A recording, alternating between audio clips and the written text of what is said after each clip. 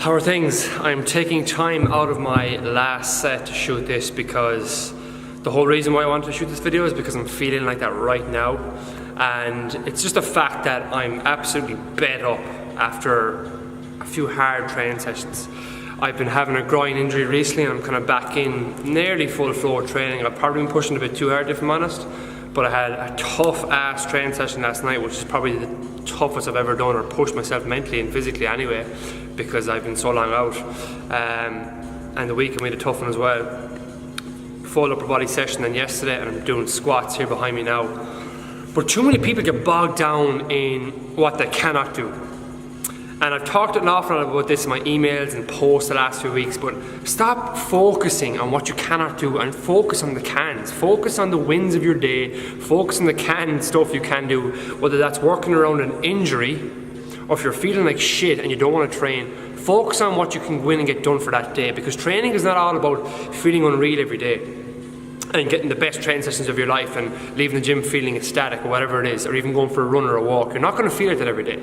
And the whole idea with that is that, like, if you take that approach mentally, when those workout days come where they're fecking hard, just take it easy and handy for that day. Go in and kind of, I don't want to say go through the motions, because you should be training for an end result at the end of the day, but still get your training session done, enjoy it, go by kind of how you're feeling, and the next day when you're back in, hopefully you've got a bit more recovery and you can push a bit harder, because the body treats every stressor the same. If it's worry, anxiety, not sleeping, worrying, I already said that. If you're arguing with family members, partners, co-workers, any stuff like that, you don't want to go adding to that in those days where you feel a bit low. So what I'm doing today is I'm reducing the volume right down. I'm going to get my last set of squats done, and that's kind of my main goal for today, was to get those done. And the exercise I have after that, I'm not going to push as hard as I had planned to push, because I am bed up and tomorrow I'm going to take like a rest day and work on some mobility stuff.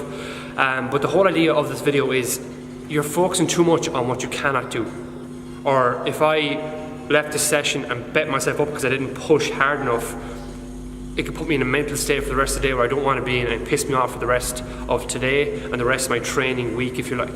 But just focus on the cans. If you're injured, focus on what you can do. If you're tired in the gym, auto-regulate and go by how you're feeling and pick up the next day where you left off. Because I think the older you get, the more you realise that everyday life comes back to how you perceive it and the way you look at things. So stop beating yourself up over stupid shit and just enjoy your days a bit more. That's the whole point of this video. Well, hopefully you've taken something from it anyway. Chat to you soon. Bye bye.